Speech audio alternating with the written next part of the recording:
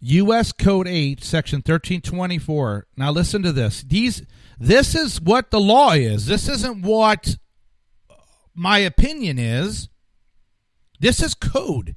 If we're not going to follow the laws, then we're going to have lawlessness. And when I get over to the new, I'm going to go over how difficult it'll be for the new head of the Department of DHS, Homeland Security, because there's lawlessness taking place. This is against the law. Now listen to here are just a few of them. Criminal penalties. Any person who, knowing that a person is an alien, brings to or attempts to bring to the United States in any manner whatsoever such person at a place other than is designated port of entry or place other than is designated by the commissioner, regardless of whether such alien has received prior official authorization to come, enter, or reside in the United States, or regardless of any future official action which may be taken respect to such alien. That's against the law. Knowing or in reckless disregard of the fact that an alien has come to, entered, or remains in the United States in violation of law, transports or moves or attempts to transport or move such alien within the United States by means of transportation or otherwise in furtherance of such violation of law. Knowing or in reckless disregard of the fact that an alien has come to, entered, or remains in the United States in violation of law, conceals, harbors, or shields from detection, or attempts to conceal, harbor, or shield from detection such alien in any place, including any building or any means of transportation. Encourages or induces an alien to come to, enter, or reside in the United States, knowing or in reckless disregard of the fact that such coming to, entry, or residence is or will be in violation of law. That is the Democratic Party. Those are sanctuary cities, sanctuary states, like I live in California, and nothing happens to them. New York and several other states are giving driver's licenses to illegal aliens.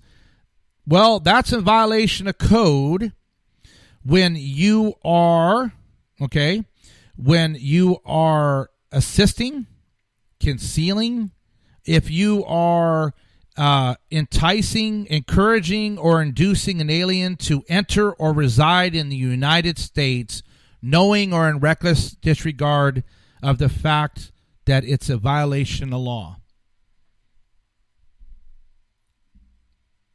Very simply, anyone that's governing a sanctuary city or the Oakland mayor that warned illegal aliens to flee before ICE got there should go to jail. Period. I can't think of a reason why not, except the conservatives and the Department of Justice and the police do not have the fortitude corporately to execute the law. Now these are felonies or whatever. These aren't like 100-year sentences, but these are people that are sworn to defend the Constitution that are in blatant disregard of the Constitution, of our laws, and nothing happens to them. If we do not restore law and order, if we do not change our immigration laws, if we do not get control of our visa program, the visa overstays the whole thing. If we do not stop chain migration and all this chaos, it doesn't matter because we already have Marxists pouring out of the colleges. We have people pouring in from every single entry point to air travel to boats to running across the border. And it's simply a time to step up and say enough is enough. Well, the guy who gets to try to do that This is from the Reuters. President Trump's new acting chief of Homeland Security will be under pressure to implement legally dubious solutions. Now, remember, this is Reuters. This is not going to be a pro-Trump article, but it has some good information in it. So it's saying that he's going to have to try to implement solutions to an influx of migrants. See, no, I hate the way they word this. It's just propaganda. What it should say is President Trump's new acting chief of Homeland Security will be under pressure to implement solutions to stop an influx of illegal aliens at the U.S.-Mexico border. And then his predecessor either could not or would not deliver. Kevin McElan, presently Commissioner of U.S. Customs and Border Protection, will be the fourth person to helm the agency under President Trump. He takes over as U.S. border officials estimated that 100,000 illegal aliens were apprehended at the southern border in March. 100,000, the highest level in a decade. The president, who made immigration a key campaign theme, has grown increasingly frustrated with his officials, even as they have implemented aggressive policies to limit immigration.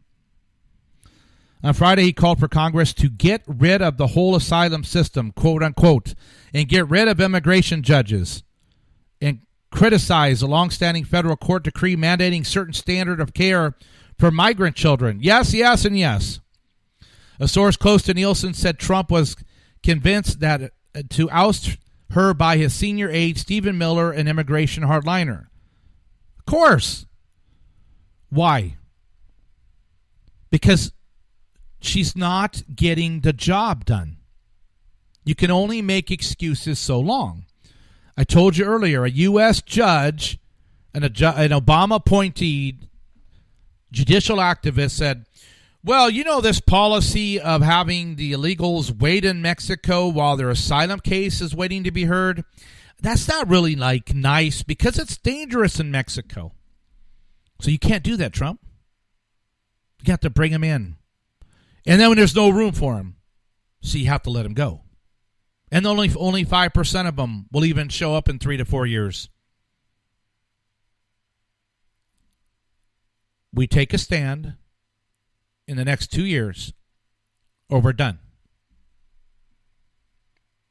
So we'll see. You know, this guy, Kevin McAleenan, it's Alien, it's Aleenan. I don't know how you spell it. I say it. McAleenan. We'll see how he does.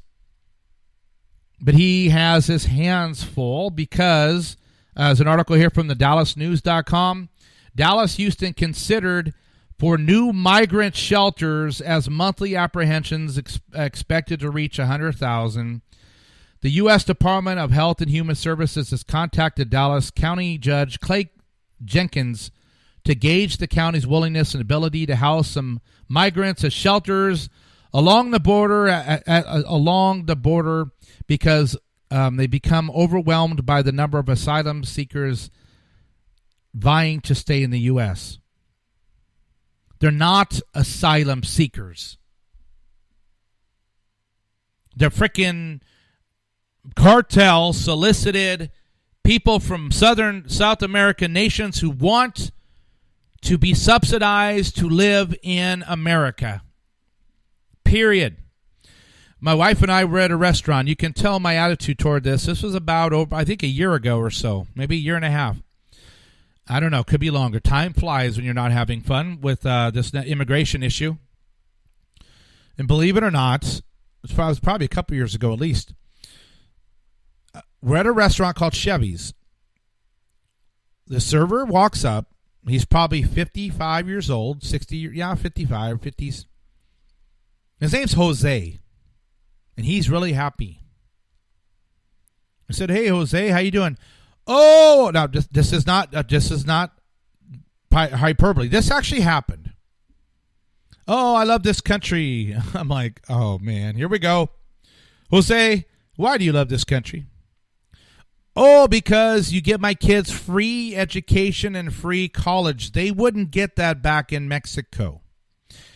And as soon as I retire here, I'm sending my money back to Mexico, so when I retire, I can go back to my ranch and retire. Do you feel stupid? I feel really stupid. They come up here. They send billions of dollars back to Mexico. They pay off the ranches or put away money. Their kids get free education.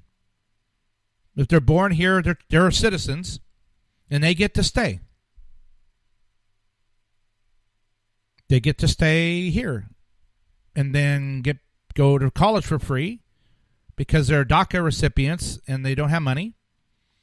And then the employers that are trying to, like Google, say, you know what, we can't hire any more white men for this department. We need more diversity.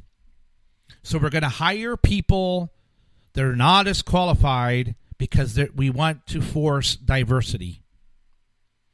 Scholarships will be not given to American citizens, Asian Americans, white Americans, black Americans, Mexican American legal citizens, because we need diversity. There's a good article here. I don't have time to cover it, though. This says, Chris Kobach to President Trump, you don't need Congress to immediately solve the immigration crisis. I'll do real quick. He says, number one, is to finalize a regulation that DHS proposed in September. It's a regulation that would override the Flores settlement, which would keep children and parents together, and the Democrats would not fight that in court. So that would supersede the Flores settlement, which was passed 20 years ago. A liberal court, Ninth Circuit Court of Appeals, California, said you can't keep children locked up for more than 20 days. Well, since it takes longer to process adults more than 20 days, then the kids were getting separated and released, and the adults were still getting processed. So there is your Obama separating children and parents. Second one is to bring in like mobile homes and stuff. And there's just, I don't have time, but go to Breitbart and look up exclusive Chris Kobach, and you'll get to the rest of them. Oh, man. I told you about the Pope. The Pope says that migrants always bring riches, so there's really no problem with it. Two things I'm going to cover before we finish here, and I do want to thank you for listening. If you want to check out some stuff, too, you can get over to the-informant.com where I post a lot of these articles. Couple more stories I want to cover. This is from the Gateway Pundit. Feds charge Muslim man accused of plotting to plow over infidels with a stolen U-Haul truck near D.C. Did you hear about that?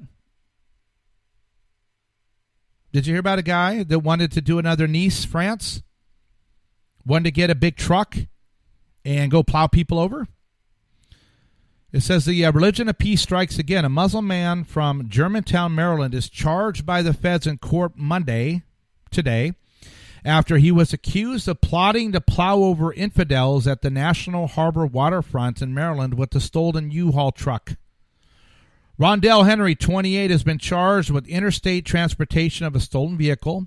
The government filed a motion asking that Henry to be detained pending his trial, arguing he's a flight risk and a danger to the community. Rondell Henry wanted to carry out a terrorist attack just like the attack on pedestrians on Bastille Day in Nice, France in 2016.